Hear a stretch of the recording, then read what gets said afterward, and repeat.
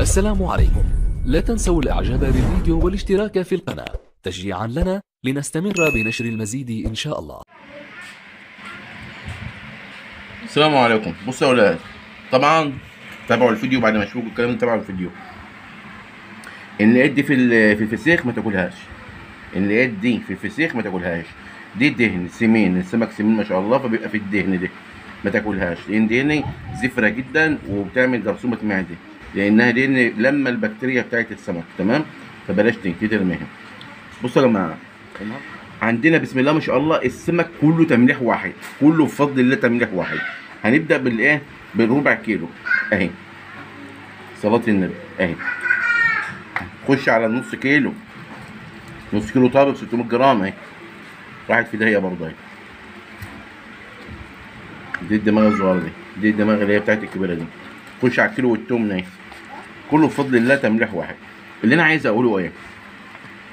ان احنا يا جماعه اليومين دول بنشوف الناس، يعني ربنا يرزقه الجميع، ناس كتير ملهاش في المهنه قاعدين يقولوا احنا مشروعنا الجديد واحنا بنعمل كذا، واحنا فتحنا مشروع وبنبيع فسيخ وشغل ابا عن جد و عايز اقول لكم يا اولاد ان انا عارف كل واحد في مجاله، عارف كل واحد بيشتغل ايه وفي مجال ايه، وعارف كل واحد بياخد مني ومن قناتي ويروح ينفذ عنده ويقعد يتكلم بلساني. ما يفكرش ان هو ماهوش يعني ان هو متداري، لا ماهوش متداري. واغلبيتهم ناس عندهم قنوات على اليوتيوب ويوتيوبر وكلام من اللي بالكم منه ده. الله يرزقكم ويوسع عليكم وتبقوا من اكبر الناس ومن احسن الناس، بس ما تبقاش تزيط على حاجه غيرك. واضح؟ يعني ما تبقاش منتش ضريع في الشغل، وتبقى انت منتش يعني ناصح في الشغل وتقعد تقول بقى ده انا فسيخي، ده انا عملت، ده انا تركته وان شاء الله احسن حاجه واحسن وبنعمل كميات وبنحط. انا مش عايز اوضح في الكلام لان لو انا وضحت هيعرف. تمام، فانا مش عايز القح على حد، ما بحبش الشغل الحريم ده، لكن انا بقول ما حدش ياخد من كلامي وينسبه لنفسه. تمام، ويقول ان هو ايه شغله وشاق السنين وتعب السنين.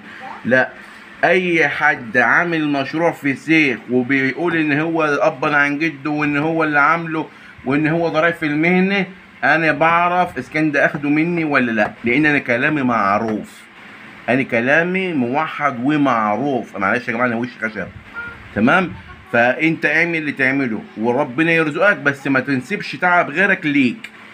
تمام، وفي نفس الوقت برضو ما تزيدش في النصايح عشان ما تطينش الدنيا، لان انت بتقعد تزيد في نصايحك وانت مش عارف حاجه، تقعد تخبط في ظهر حله وخلاص. لا، خليك في سوقك، في شويه الرأس اللي بتعملهم، في شويه المقلب اللي بتعملهم، في شويه الحبشتكنات. انما هتيجي لشغله مش مهنتك يبقى تتكلم فيه على قد معلوماتك عليها. تمام، وما تقعدش تزيط لان ما هيش مهنتك، فعشان ما تضرش غيرك. ده نصيحتي ليكم لكل الناس اللي هم بيفكسهم ويقعدوا يقولوا ده احنا بنعمل وشغلنا وما شاء الله احنا منتجين وبنوزع وكميات لا، خليك على قد مجهودك وعلى قد امكانياتك واتكلم على قد اللي تعرفه عشان ما تضرش غيرك. انا بتمنى يخلي كل الناس. تمام، لا، تلات ارباع الناس اللي على اليوتيوبرات والناس اللي على القنوات والكلام ده اللي عندهم قنوات يعني بيشتروا السمك وبيعملوه وبيبيعوه، محدش بيعرف يملح سمكه. دي بقى المفاجأة، ان مفيش، نادرا من الناس اللي بتعمل فسيخ بيطلعوا وبشوفهم دول وبسمع عنهم او حد بيبعت لهم فيديو ولا حاجه، بلاقيه شاري السمك ويقول لك انا اللي عامل وانا انت جوه شاري. قسما بالله ما يعرف يملح حبايه سردين، قسما بالله ما يعرف يملح حبايه سردين ولا حبايه بوري. مش بقول لي من حد، بس كل واحد عارف تمامه وعارف قيمه نفسه.